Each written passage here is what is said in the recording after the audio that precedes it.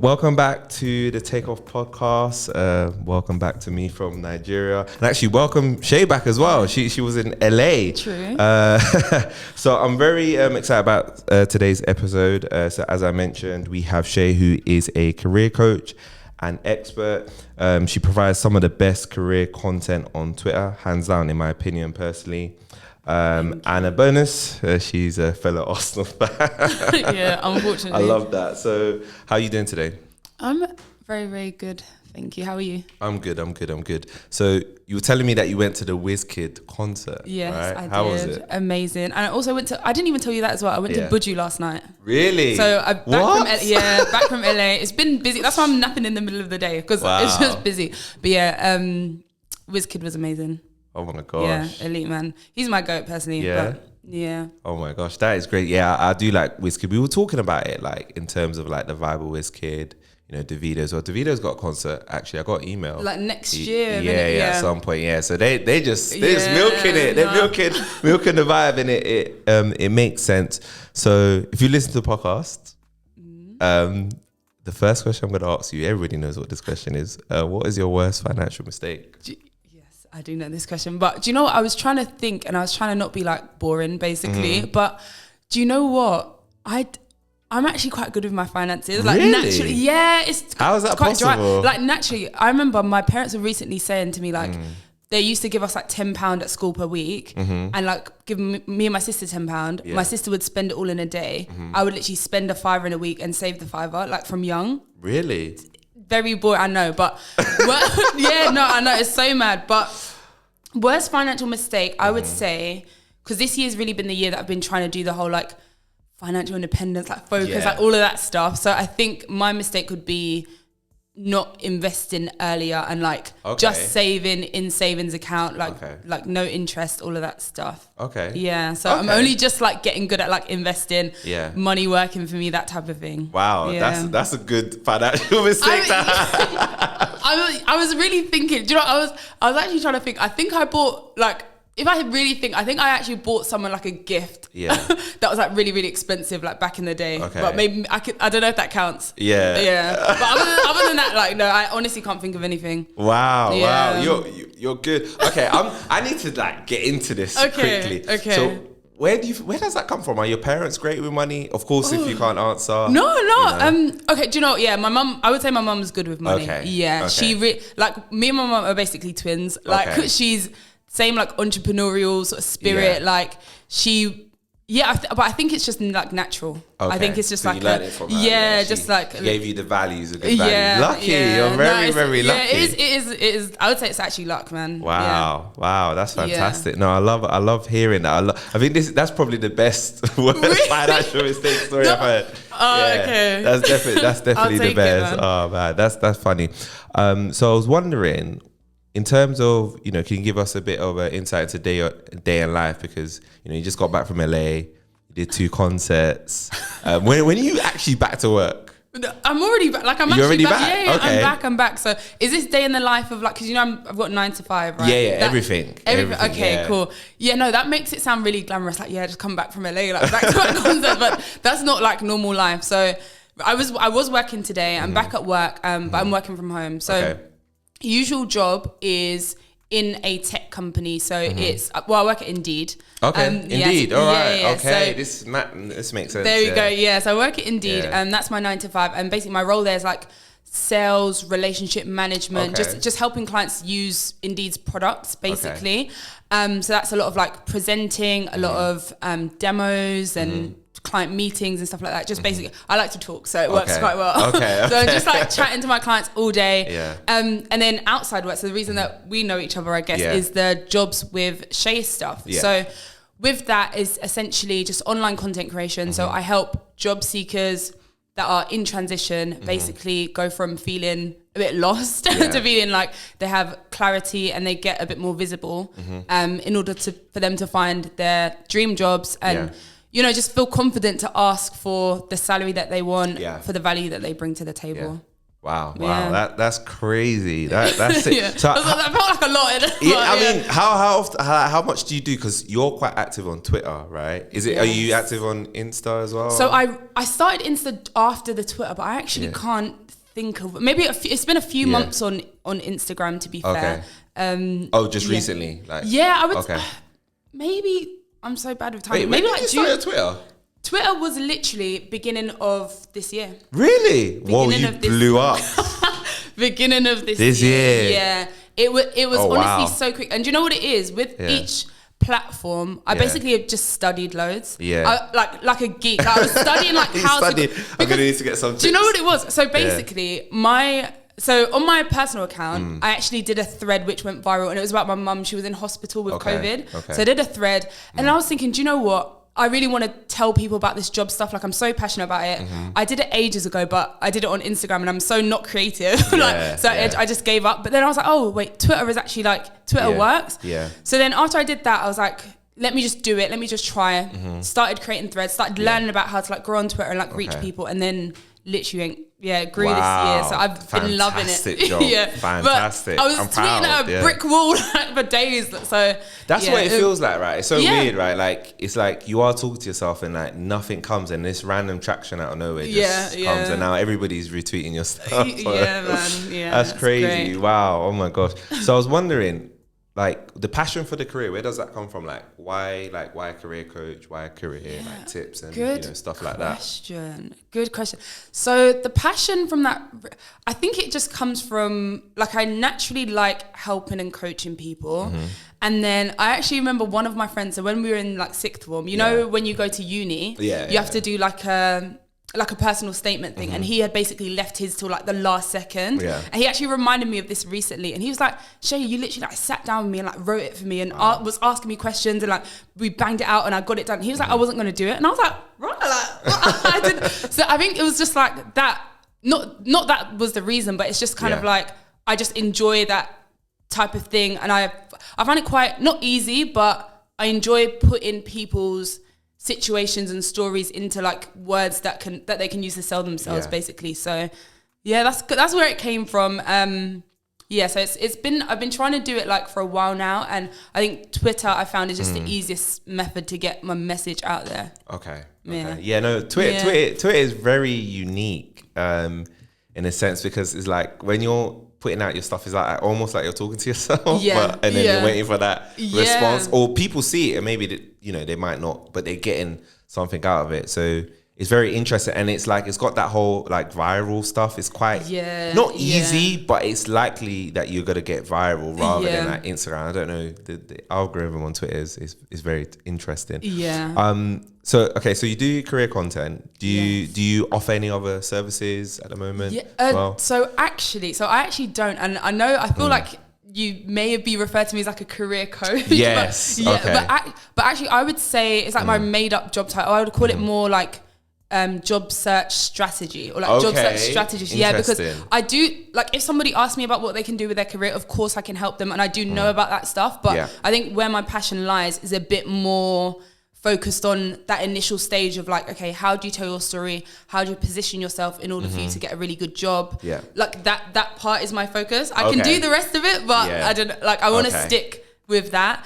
In terms of services, I literally, and I think most people that do this stuff, they do like CV reviews and they do like cover letter stuff. I actually don't. Really? Because, I just want to protect because I'm a busybody. I also have another business. So you have another business? Yeah, I do. What's another business? So I actually co-own that business. It's basically a black-owned pub quiz. So we run pub quiz events literally just for black people, for really black culture. It's honestly amazing. I literally love it. It doesn't feel like a business. It just feels like something I do for fun. Get you on another episode about that.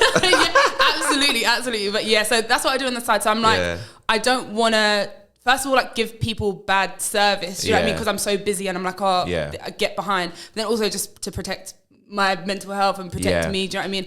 My 9-to-5 job is very busy. So what I do with this, or the aim anyway, or what I'm working on now is just digital products, so that everyone can feel like they just have access when they need it, and like they can just go to like resources and, do you know what I mean? And just, if I give everything to that, then it's funny because I'm literally on the same wavelength. I I think with the coaching, I don't offer like coaching either, like on, you know, personal finance, because it's just like you, like doing a 9 to 5 and then finding some hour here and there to give people. And you know, you need to give these people a lot of time. You can't just give them 1 hour here, like here and there. It's just... Yeah, it's the exact same thing. Same thing. I like that. I like that. Okay, we're definitely going to do another episode on your podcast. That's sick. Wow. Thank you. What venues are you doing? Lots like around Christmas, I imagine that you would be, right? So we've actually, I don't know when this episode is coming out, but we've actually got, I don't think, we haven't sold out just yet, so there are probably still tickets. We've got one on the 19th.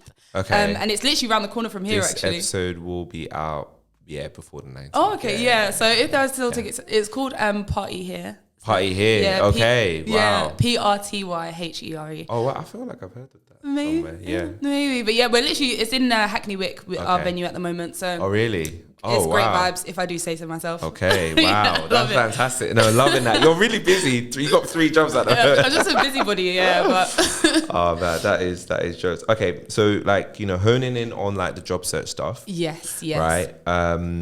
So because I was thinking about it, right, like applying for jobs, and I'm actually starting a new role next year. Oh, congratulations! Thank you. How would you say, how does one find like roles that are suitable for them? Because there are lots of stuff out there. So how does somebody actually find like, okay, this role is suitable for me, instead of like applying to like lots of rubbish and they get nothing back? You know what I mean? Oh, okay, so finding a role that's suitable for you, I would say, to me, that what I like to say about the job search is just make it personable, like as personal as possible, and bring people back into that relationship. So if you're in a position where you maybe don't know if a role suits you, or you're looking at a job description, you're like, do I like it? Do I not? Your best bet to really understand the in and outs of a role is to go and speak to somebody doing that. So I would say, and to find them, I would say use LinkedIn.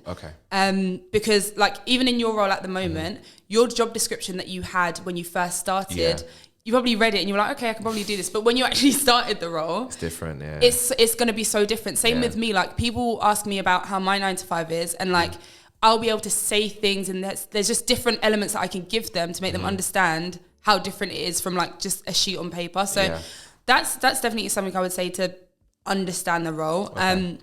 Like speak to people, and also speak to people that are maybe a couple steps ahead, and just ask them those questions. I think relationships is very, very key in the job search. You'll probably see that in an element of all of my answers. But Cool. Are there any particular strategies that you would recommend someone use to make sure that they're a match for the role?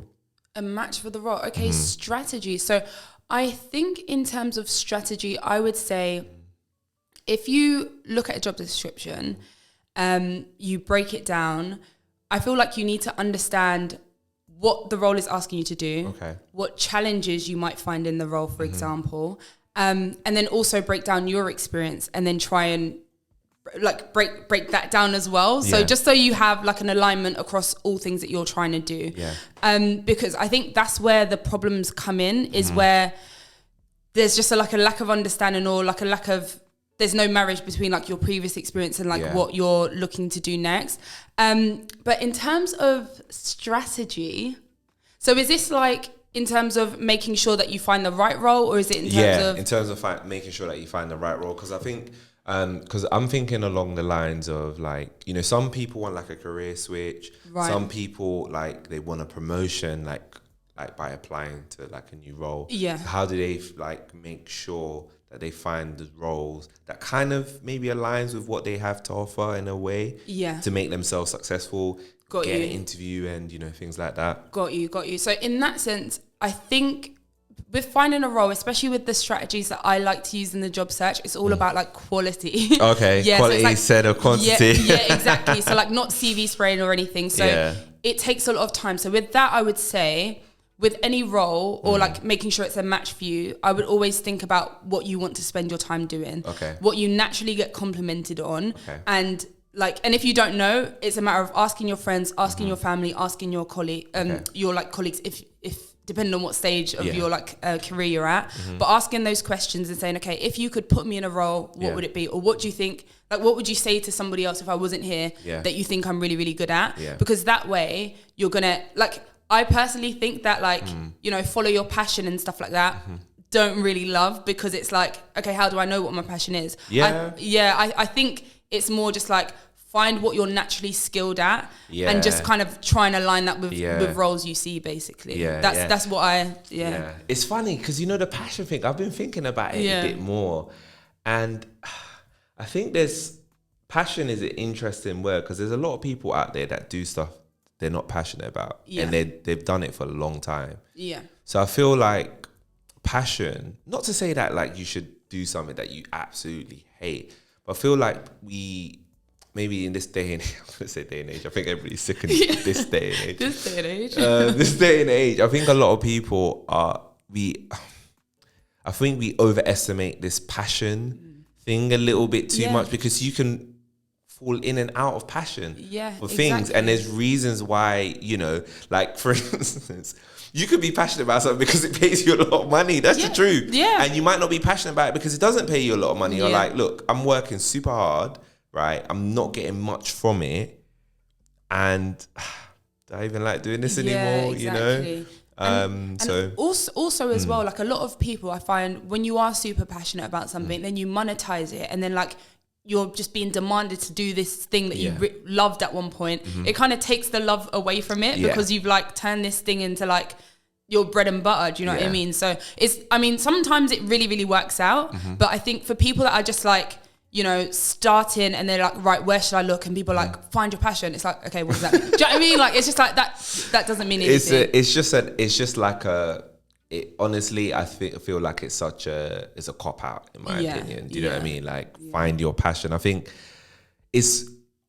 your passion changed so much for me. Like, the reason why I say it is because like personal finance, if you told me at 21 that I would like personal finance, I would say, go away. It's not happening. That go away. Do you know what I mean? Like, are you crazy?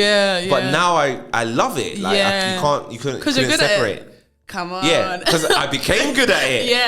That's the other thing. So I was gonna actually say that, because that's interesting. The good thing, because some people are perfectionists, right? And I know a perfectionist. I'm technically kind of a perfectionist. I think also it's interesting that you say you're good at it. So do you think that being good at something means you enjoy it more, rather than if you're not good at it, you don't enjoy it more? So is that what you kind of saying? Like, do something you're good at, because if you do it, you enjoy it. I get what you mean. Do you get what I mean? What it is, because I've been in a role before where I was just really not great at it. Like, I can look back and be like, oh my God, what was I doing there? And I was like, and with me, like I'm extra, like I'm a really hard worker, so it was a real struggle for me being like, like I'm really not enjoying my time here. It was actually because it wasn't my natural strength. Like you've just said you're a perfectionist. Like I know I'm not a perfectionist. So like roles with like attention to detail, for example, that's not my bag. I can admit that. And also in the job search, that's another thing. It's critical to know what you're good at, but also what you're really not good at. I'm not good at attention to detail, so I'm not going to go to a role that's like Excel spreadsheets and like all of that. Maybe you know what I mean? Like, you're like, okay, that's my day job. No, I don't do Excel. Oh, okay. I have a few Excel spreadsheets probably lying around somewhere. Cute Excel spreadsheets on my Mac. His notes are like on the Excel spreadsheet. But Okay, I get that. I like that, because it's a different answer. It's a complete different answer. So find something that you're actually good at rather than just pure passion. Maybe like a bit of a balance. Okay, exactly. That makes sense. Something else I was thinking is that sometimes with roles, you know, you get advertised one thing, and then I know this is going a bit more into interviewing, but is there any red flags that you should watch out for in terms of like the roles that you see? Are there any like sort of red flags that you're like, nah. So many. Oh, when they say like, we're like a family on the job. Really? That's bad. No, well, like I don't love that. Like, we're like a family here, like all of that stuff. Why? I think a lot of the time they try to like, because that I've seen, and people tell me all the time that comes with like a level of like, okay, we'll get really close, and then it's like a level of like guilt for like, for one, if you sit outside of that culture that they've already made, and then also like if you're like, if they really want you to do something, it's like, okay, well, you can do those extra hours because it's like we're like a family, that type of thing. But that's just like, I don't know. Yeah, I'm just a bit like, interested. Let me just look a bit more. Like, let me look a bit. Like my old company said that, and yeah, do you know what I mean? Yeah, I mean, I wouldn't call them. Do you know what I mean? Yeah. No. But so yeah, sorry. Red flags was your question, right? Red flags. Yeah. In the job description. Yeah. We Are Family is an interesting one, and I think that's I like that. That's very interesting. You're right. Emotional blackmail is real. Family can emotionally blackmail you. So yeah, there are so many red flags. I would say not having the salary in there to me is a red flag. I know don't like it's that. Jarring. Yeah, it's really annoying. I really don't like that. I think it applies like. With businesses or with like shops and online shopping, like they have their prices when you're like, you need to know, otherwise you're wasting your time. Exactly. So, but yeah, I would say at that initial part of the job search as well, I would pay a lot of, but basically you can find a lot of red flags on like Glassdoor and on LinkedIn, on those like company review pages. So Glassdoor is actually our sister company. We're owned by the same parent company at Indeed. And basically, there are some parts that you can sort of change as an employer and make look really pretty, but the user-generated stuff, the reviews, the ratings, the what we do at interview, etc., that can't be changed. Okay. So look on there, and if you don't want to look at like the 1 stars or the 5 stars. I personally think you should look at like the 2, because it's like either people have been sent there to send 5 stars and they absolutely love it, or the 1 stars are like really disgruntled people. I think 2, 3, 4s is where you get the real truth. Okay. That's just, I don't know, something I've noticed. But yeah, I'd say like have a look at those reviews at the early stages, and then also roles. So another red flag. I'm just so there are so many. I'll probably remember more when I get home. But another red flag is just having like loads of different elements of a role in one. Like they should be splitting that and hiring more than one person. Like you shouldn't be like general marketing and then you do social media and then you do email marketing. Those are complete. Do you know what I mean? It's just like no, because then you can just tell that you're gonna get in. I was about to swear that. So you're going to get in trouble for like not fulfilling your role, but actually at the very beginning it was too much for you to do anyway. So there's loads of red flags. Okay. No, it's funny because I do remember seeing a role when I was applying for a few different roles. I do remember seeing a role and they were asking for a unicorn, basically asking for like 3. So my role, which is a business analyst, asking, you're also going to be the project manager, you're also going to be like, this, and I'm like, that's ridiculous. Like, so you're going to be paying for the same. Exactly. So I like that. That's the kind of worst type of like kind of company for you to go into, because they're going to make you work crazy hours. You're going to have some crazy expectation, and like you said, these roles typically they have their own sort of purposes on a project, right? So. It's really crazy. So that's very interesting. I'm still going back to We Are Family. I'm gonna look at that next time. Somebody shared it. I saw it online like recently, and I was thinking, you're actually right. Like I saw it and I was like, do you know what? That is a red flag. That is a red flag. You don't need to. I get it. Like you're trying to recruit people. You're trying to make it sound good. But personally, I think when people get to the interview stage, they're going to get a good feel for if you're genuine or not. You don't need to like say, we got a pool table. Yeah. You get like, it's nice perks, but you get lunch and look, I want the money. Yeah, that's what I want. Like, just tell me what the money is, and then everything else is like a nice to have kind of thing. So exactly. It's very, very interesting. Very, very interesting. So that moves us on to CV, because I guess when you're applying for roles, CV needs to stand out from like, the bunch, right? Yeah. So what are some of the key things that you think someone should outline in their CV to make them stand out? Oh, good question. Yeah, because your CV is basically your initial handshake, so it needs to be on point. For me personally, I would say there are a few main things. So I think everyone's kind of heard that phrase like, recruiters only look at CVs for like 6 seconds or but I don't know if it's 6 seconds. No matter what it is, what we need to understand is they don't look for very long, and like they have a lot. So what we need to do is basically have them look at this sheet of paper and then be like, this person's speaking directly to me. Yeah. So the main ways I would say you can do that is at the very, very top. So a lot of people call this like a summary or like objective section. And usually what people tend to do is, you know, I'm a hardworking team player, all those like buzzwords, which I don't love personally. Okay. So I would say get rid of the buzzwords. And what you want to do is have an objective that basically says, you know, you have this many years, like X years. What would you say your role was? Business analyst. Business analyst. Yeah. So like 5 years of business analyst experience.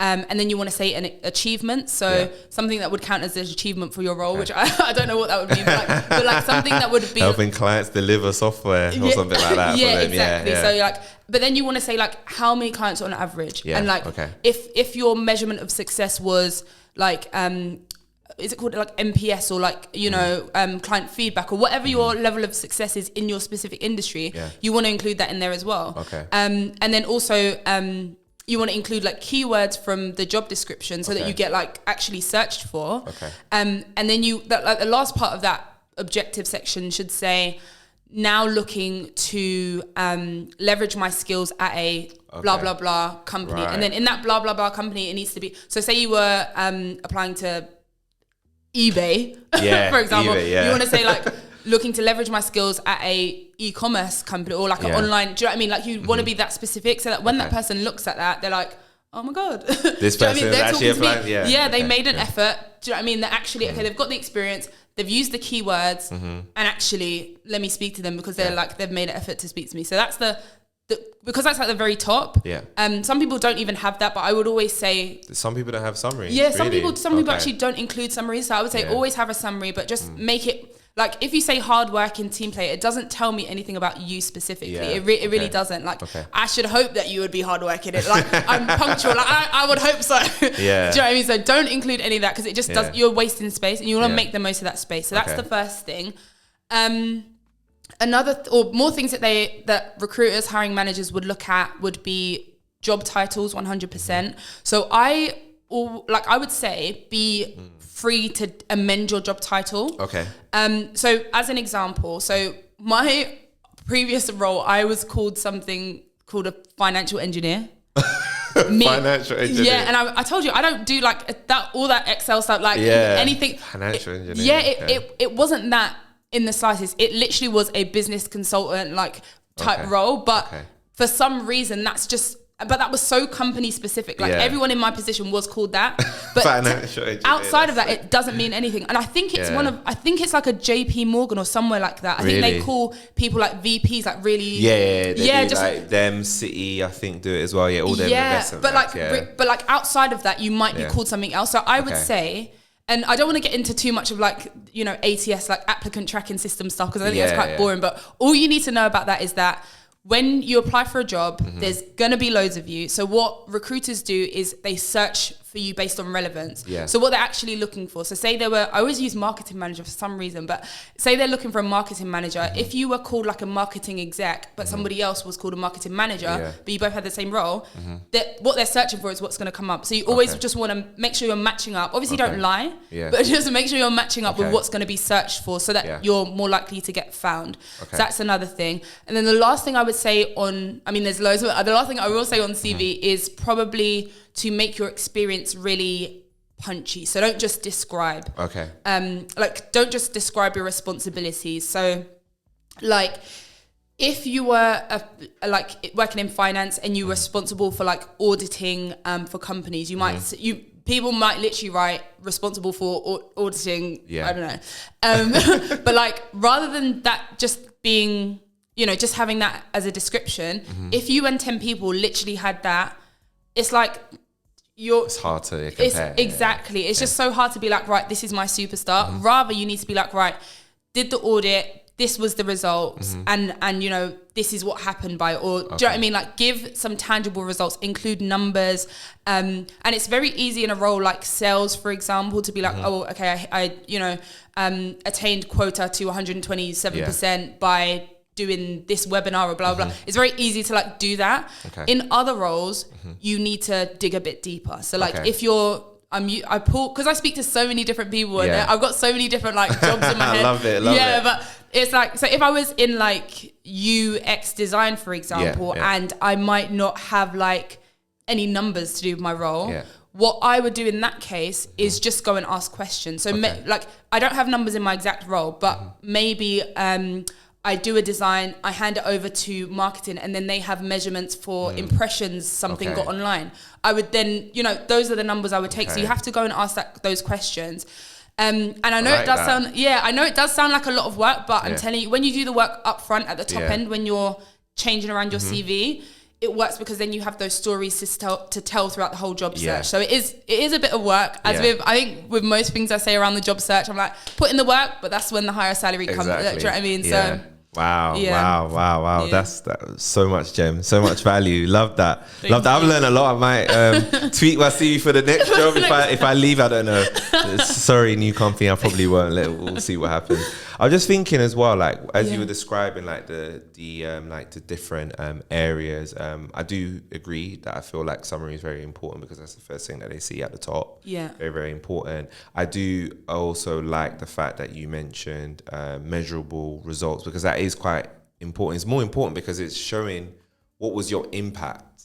Absolutely. Right? Yeah, not that's it. that you impact did the job that you got paid to do. Yeah. What was your impact so that this person says, okay, you are worth more than these guys are paying you. So yeah, I love that. I think it's very important. And I think actually even for like, I feel like graduates, they could also like have measurable numbers. Like I did X, Y, Z, and this helped me achieve a 2-1 or whatever. I don't know, or 70%. Or there's ways for them to 100%. Leverage it as well. So for graduates, I would always say like look at things.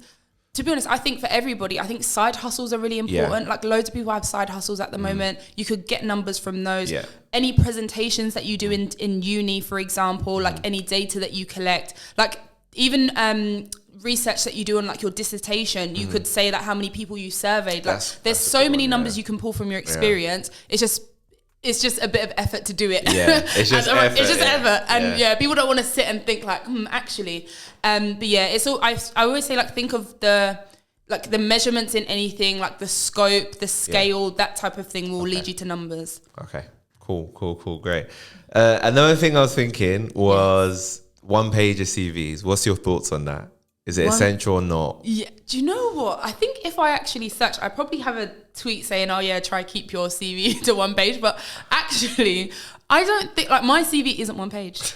And how many pages is yours? No, okay, my CV is literally 2 pages. Like Mine's more. Really? Really? Oh. I'm not going to tell you. I'm scared. No, how many? 100, no, I'm kidding. 4. 4? You could get that down. You could get that I done. wish I could. You know what? I've tried to. Should I tell you why? Because I actually researched it, right? Yeah. To figure out why, like, to figure out how many pages. What I struggle with, right?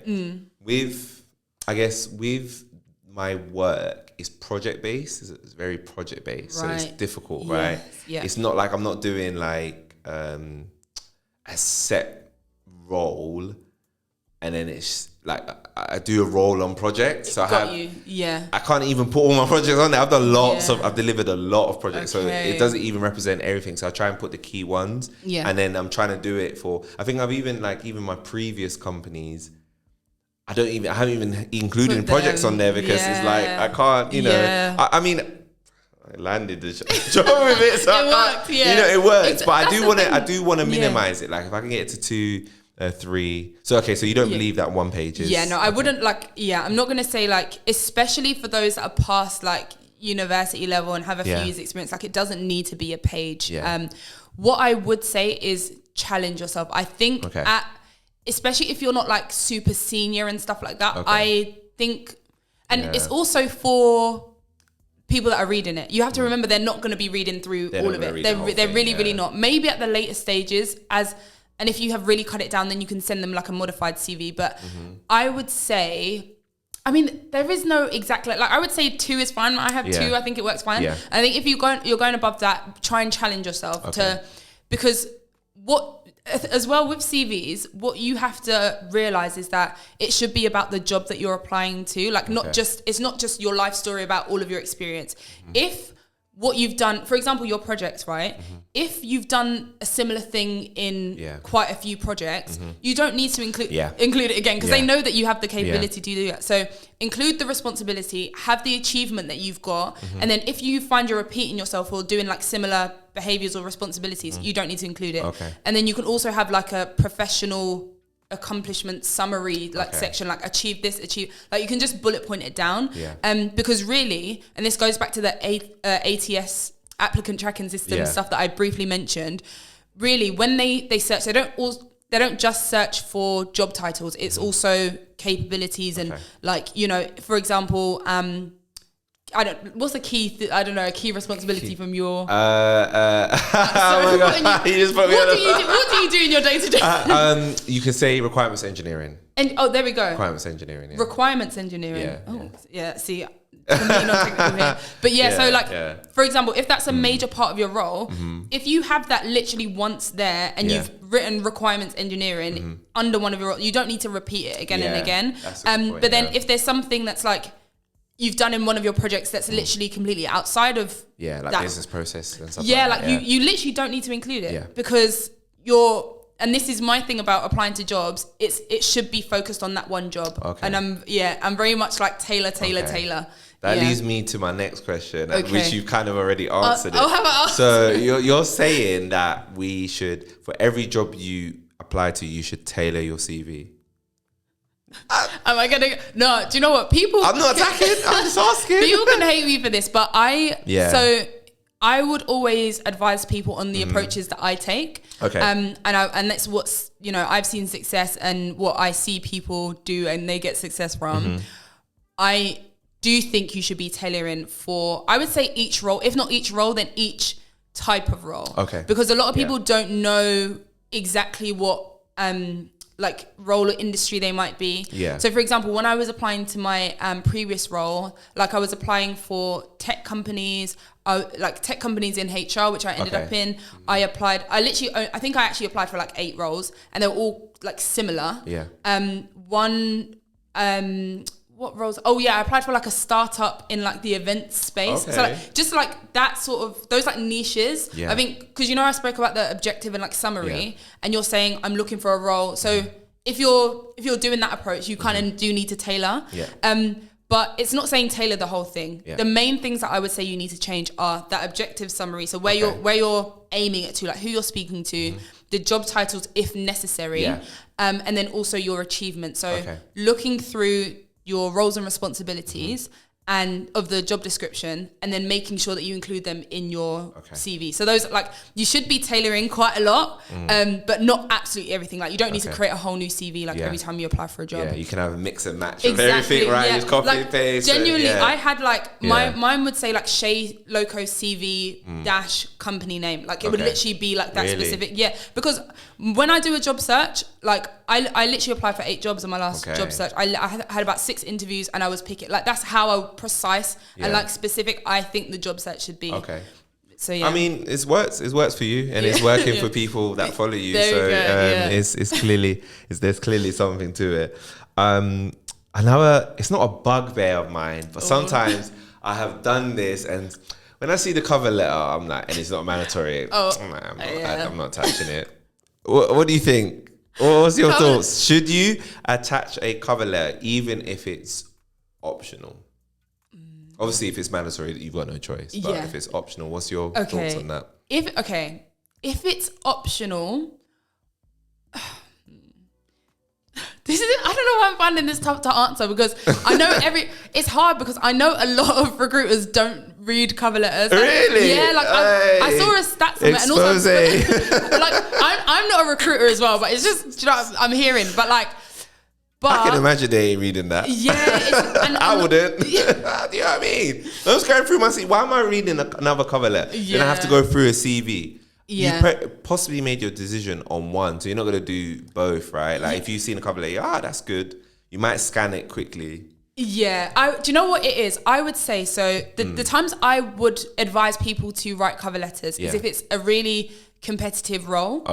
And you really, really, you're like, look, this is the role for me. I need to explain why I'm a fit. I'm passionate about it. Look, I personally think you should be investing your time, because it's like, if it's a role you really want, you want to tell your story, but just do your cover letter in the right way. Like you don't want to, it's not like some generic thing you found on Google. Like that's the asterisk there.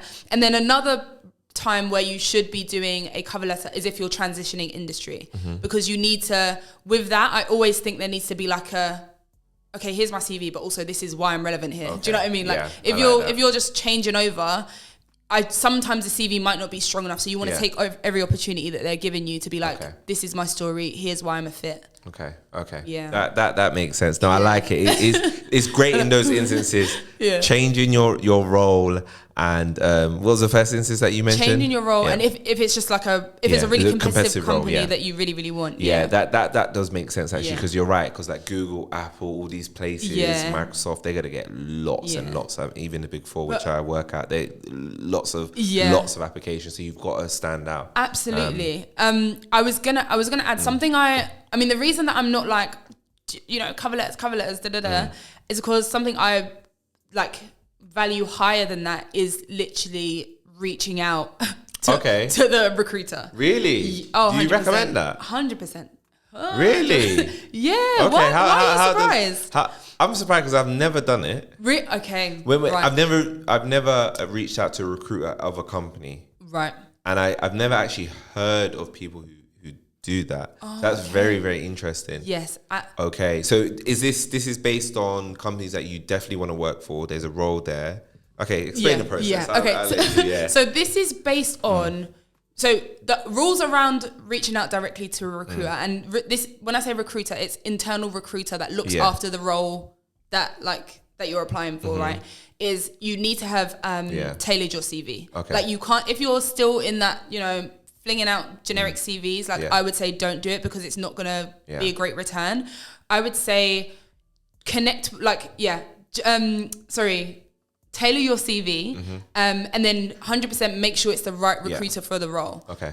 Those are the main rules around it, because in like a Facebook, for example, there's going to be a recruiter that looks after engineering. There's going to be a recruiter that looks after sales, marketing. There's so many different people. Okay. So if you're not completely sure, you need to ask the question, but also make sure you look on their profile on LinkedIn and make sure you're speaking to the right person.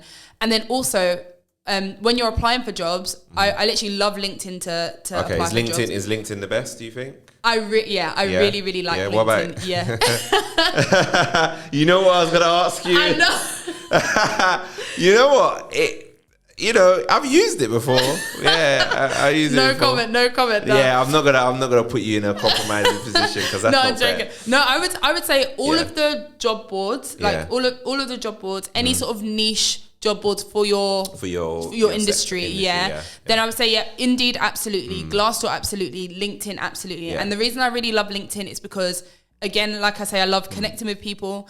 Bring relationships back into the job search, because we've been taught that applying for jobs is only one way, like literally just pressing apply and crossing our fingers. True. But actually, like you're allowed to message, contact them. You're allowed to message them. I'm interested in this role. Yeah. Okay, so take me through this. Okay, so say, imagine somebody wanted to work at like Revolut, and they wanted to apply for like a product owner role. Revolut, and they found the recruiter for this on LinkedIn, right? They'll go onto LinkedIn and say, okay, hi, I'm interested in this role. Yeah. So this is my CV. Absolutely. Really? Absolutely. Okay. So I can tell you what ideally I would send as a message. Yeah. But I think also for understanding, it's good to know that a recruiter, their role is to fill this role, like they're targeted on it, and they do really want candidates, right? So that's what you have to bear in mind. That's true. And if somewhere like Revolut, for example, they're gonna get a lot of applicants. Yeah. So this recruiter is literally searching through. But actually, if you go to them and you send them a message like this, and you say, "Hi, recruiter name. My name is blah, blah, blah. My name is Shay. I have 5 years experience as a product owner. My passion, or not my passion is, but I help companies, curate like great experiences around product. Yeah. This is another achievement of mine. I've just applied to the role, but here is my CV for ease. Are we okay to schedule a call? Straight like that. Yeah. You're helping them. Yeah. Because you've literally gone. That's true. Here's what you're looking for. Yeah. Here's what you're spending all day looking for. Yeah. Because really, although I'm saying all this stuff and I'm like, tailor your CV, a lot of people don't do it. So you're going to be the person that's tailored their CV and like, you know, you're among applicants that are very, very generic. So you tailored your CV and you've gone, here I am. Like it's not a bad thing to do. That is true. I would always say do it. Always. And that, I'm impressed. I'm impressed. It blows my mind. I've never thought to contact the recruiter. I have never thought about doing that. I mean, we're so used to going to like, you know, the other recruiters, the other type of recruiters, like the external ones that external agency type. We never think, actually, should we just go on LinkedIn, the biggest careers website out there, and just contact these guys directly? Yeah. You can do it. And gosh, like, mind blown. Yeah, you can do it. And it works. Literally, I applied for, I'm trying to even think who was my 8 when I targeted. I might apply for Amex. I did it with the job search, actually, I would say, if you're not getting a referral, you need to be, like, those are my 2 things that you should do. Those are my 2 ways that you need to get in. Try and get a referral from somebody that works there. Yeah. If you know them, if you don't know them, message them on LinkedIn. Okay. If not, message a recruiter on LinkedIn. Like you need to be because I don't think for like quality and like I always think about salary in the back of my mind because I want them to think, wow, this woman's really confident and she knows her stuff and she knows that she's good and she's confident enough to reach out to me. So I want them to be thinking, oh, we've got to offer some money. Do you know what I mean? So that's the type of thing. And if you get referred in as well, I don't know why I keep looking over there. Sorry, on my phone. Referred candidates are actually preferred because they tend to stay around longer. Yeah. Because if somebody is willing to put their name alongside yours and be like, I can vouch for this person, they're more likely to be good. Yeah. They're more likely to know their stuff. Okay. So they're happier candidates. So they prefer like referrals all the time. I was referred into my company. Like it's, you know, so either that or contacting, I would definitely say. Wow. Yeah. Wow. I hope you guys have taken all of those gems in. Fantastic. So we touched on salary for a bit. And so imagine someone's gone through the recruitment process. They are, you know, fortunate enough to get an offer. I mean, actually, to be fair, these days you even ask the salary, or actually you get asked about your salary requirements like even earlier in the stage, even before offer. So how does someone like, you know, ask for a higher salary and, you know, to give themselves the best chance of getting that? Like, how do they position themselves to be like, say they wanted like 70, how do they, you know, position themselves or say it in a way like, yes, that's what I want? Yeah, great question. So, okay, we've said the CV stuff. So obviously, right, you've positioned yourself as like the star candidate. And then at the beginning, they'll say to you, can you tell us your salary range? Like, or what are your salary requirements? Hopefully they don't ask you, what are you currently earning? Side note, I don't try not to answer that question. Okay. I personally say. How do you avoid that? No, good question. You can either say, what you can do actually with that question is either say your total compensation. So like rather than just your base salary, you can include, so you can say my total compensation is, and then you can include if you get like RSUs or if you get like bonuses or if you, any other benefit, you can include that. But also caveat that with, but I am looking for X in this position. Do you know what I mean? Like, don't just leave it there. Okay. Or you can not answer and just say, I'm looking for market rate, or I earn market rate at the moment. Like I'm pretty much in line with what the market is paying. Okay. What is the budget for this role? So either give, if you're confident, if you're happy with your like total compensation, give that figure. If not, market rate, what are you pitching for this role? What are you, so what's you got to do your research. You can't, you can't just go on the call without like not knowing, because a lot of people don't know what the market rate is, how much is on offer, and then they go and ask for something either too low or something too silly. Because they don't know. Exactly. They're like, double, what? You didn't get paid that? What, so, you CEO or something? Like, you know what I mean? Like, it's, the worst thing you can do is go in blind. Absolutely. You should always be prepared. Even if somebody says to you, we just want to have a quick casual chat. Or, there's no such thing in the job search. Always be prepared. So with that, I would say so you said something just now. So if you're not prepared, I would, like, don't feel pressure to answer. Just say, actually, do you know what? I'm looking for a like a fit, really I'm focused on culture fit. I actually haven't had a chance to pull figures together.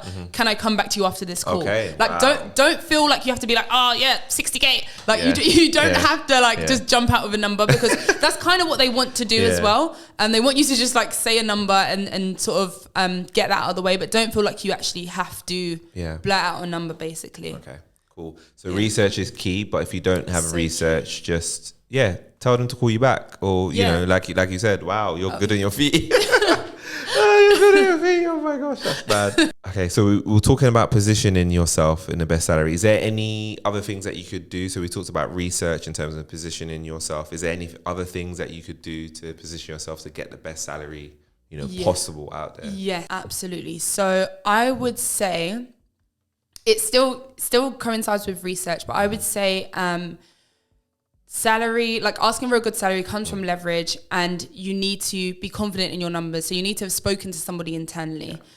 So I would say the best way to do that and the best way to phrase that is obviously not to be like, what are you earning? Like, do you know what I mean? What are you making? But like, people are surprisingly open with stuff like that if you say it in the right way. So you can message somebody that's in that company, in that role, or in like a similar role, and say, look, I'm currently speaking to this company. I was thinking to ask for between X and like 40 and 50 or 40 and 45. Does that sound about right? Yeah. And do you know what I mean? You're not putting them in a position where they have to give you their salary, or they'll be like, oh yeah, that's actually about right. I earn this much. Or they'll be like, oh, that's actually a bit too low. Do you know what I mean? They'll be nice about it, surprisingly. So that's one thing I would say, like always ask if you're not confident, but then like use Glassdoor, like, you know, they have like salary tools on there. Absolutely. But in terms of positioning yourself for the best salary, I would say you always need to be speaking in terms of like achievements. So like when you come into like the negotiation phase, you don't want to be saying, oh, but the living cost. Oh, but I have children. Oh, but like, like you don't want to say like anything personal, because I've heard like people think, oh, like it's all about compassion and oh, this is my situation. Yeah. But you need to take emotion out of it and just think, right, this is the value that I bring to the company. So this is how much I want to ask for. It's literally that simple. Like so one of my friends I was speaking to like recently, he told me a range for like a company that had provided him, and he asked for like the lower end. Why? And I was literally like, what is going on here? Like what, like why? Like, but I think it's just like a confidence thing. And it's just like, if you're the lower end. Yeah, like towards the lower end. And I was thinking, what's going on here? But it's also because it was much like higher than what the person's currently earning. So they're like, oh, actually, this would not be too bad. But really, you need to think like, aim higher. They're probably going to come back with like a counter offer that's lower. So at least if it's lower than what you need anyway, then do you know what I mean? You're in a good position. Wow. But yeah, I would also say tools to help. I would say would be as I mentioned, like leverage. So that comes from speaking with other companies and having other like, I know it's easier said than done as well. So having leverage. So does that mean having a few offers on the table? Yeah. And even if it's not offer stage, right? The impression or that the vibe and the confidence you want to give off is, look, I'm in talks with other companies. Okay. Like, so even for urgency, because the question I get a lot is, oh, Shay, this company hasn't replied to me, or like I'm waiting to hear back. They need urgency because they think they can just chill and, you know, I can get back to them whenever. No. Do you know what I mean? I'm on the market. I'm hot property. You need to be saying to them like, you know, I'm in conversations with this company, but actually, let me take your example. Revolut are really my top priority. Yeah. But let me be transparent. I am in conversations with other companies. Is there any way we can expedite this process so we can move it forward? Like, you need to let them know you're in demand, but then also that you actually want them.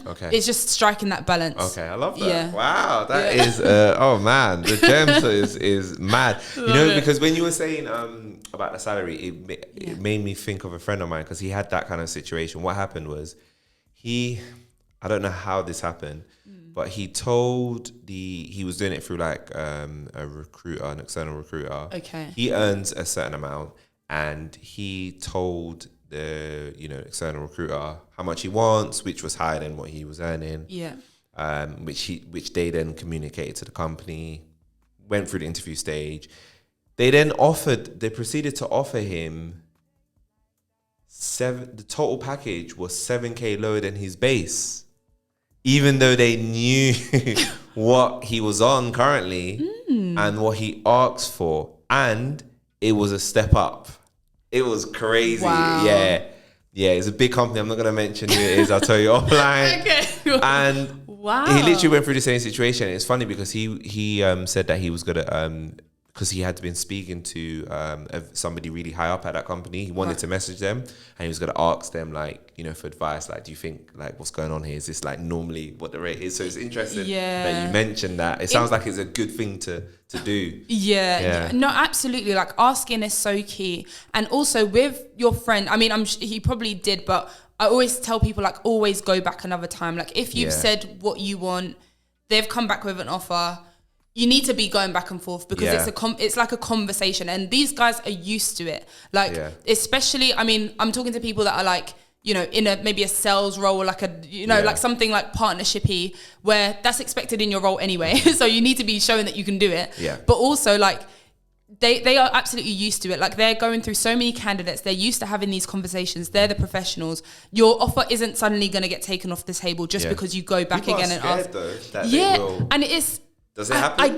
I haven't seen it, to be honest. And I know I'm still quite young in my career, to be honest, but I haven't seen it. Like, I haven't, career coaches that I admire don't, like, they always say, like, we don't see that happening. Yeah. As long as it doesn't get, like, as long as you don't get aggressive or anything like that, you need, do you know what I mean? Like, I don't see. Give me the salary. Yeah, because the other, give me the salary. Yeah. The other thing is, you need to remember that the job set, like finding somebody for a role, it takes ages. Okay. There's expenses that go into it, especially if there's an external recruiter, for example, they get a fee. It might be 15%. It might, do you know what I mean? Yeah. There's so many layers. It costs to post on job boards. It costs to interview. There's so many costs. Yeah. So by the time they've offered you that position, they really want you to accept it. Yeah. So it's okay for you to take some time and be like, no, actually, this is what I bring to the table. Okay.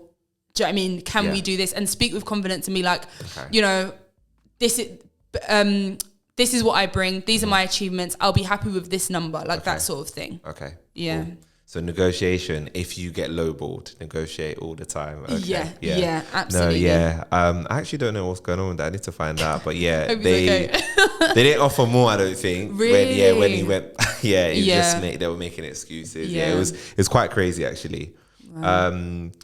Do you think that you should always negotiate salary? And the reason why I'm asking this is, okay, so say you asked for a certain amount. Okay, so like your friend, for example. Yeah. So imagine like they just gave him the higher end of the what they were offering. Should he still negotiate, or was like, nah, just that they've just offered that off the bat? It's really high. They're like, in that case, if you've asked for something that's really low, then they've offered you really high. I don't think it makes sense to negotiate in that case. Do you know what I mean? Because literally, like, they know what you've wanted, and then they've like surpassed that, and it's like, okay, do you know what I mean? It doesn't make any sense.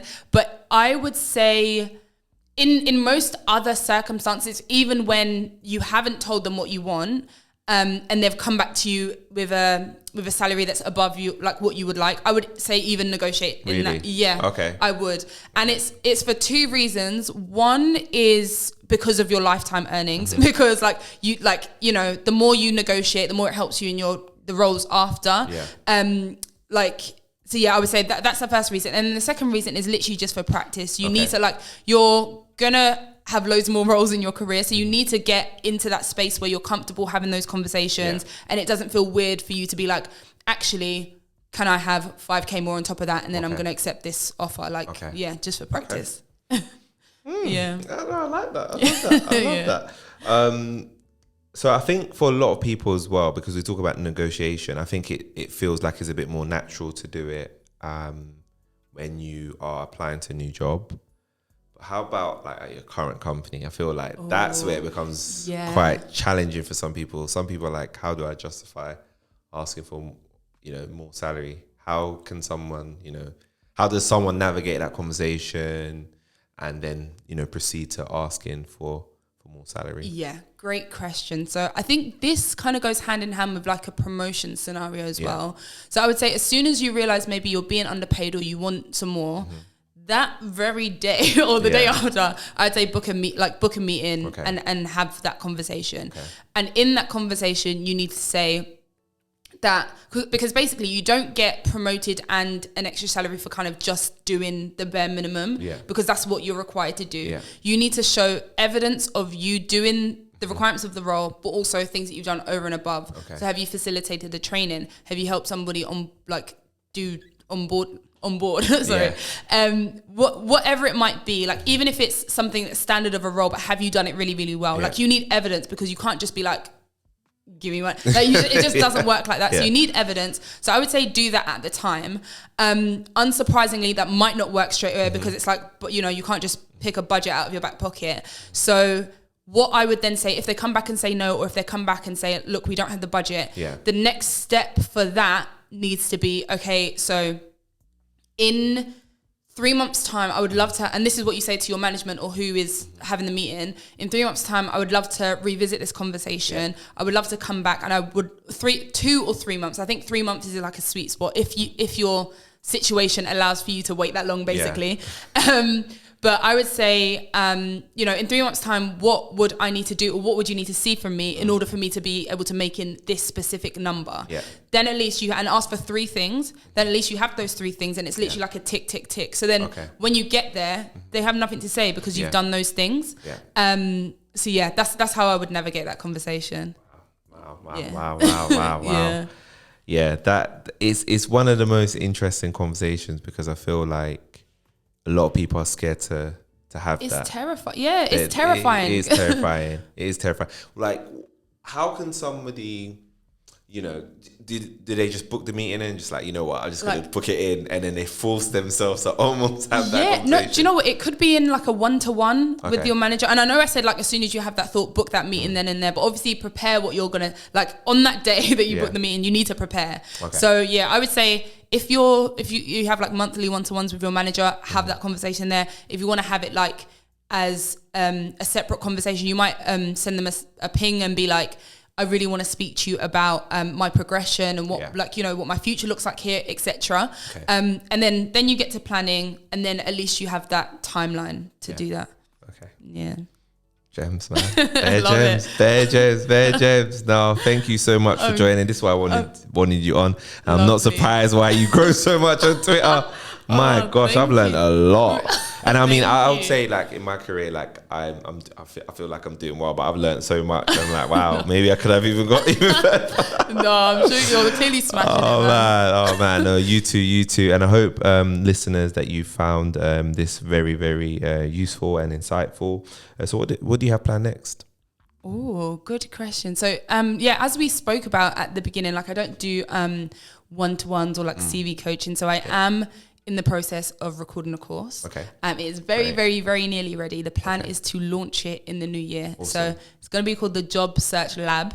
Love that. It's going to just have everything. So it's literally going to be, like CV. It's going to be salary negotiation. Mm-hmm. I'm going to have a bundle in there with like interview stuff, like just everything you need to position yourself as like, in order to transform your job search in 30 days. That's what I've designed it for. So that's what I'm working on at the moment. Wow. Just so that I can like be in everybody's laptops, just like coaching them from there. So but love that. Yeah. Let me know, and we'll definitely add it on the description. We'll definitely plug it as well, because I love your content. Thank you. Do you have like final words for the listeners? Final words would just be be confident in your job search.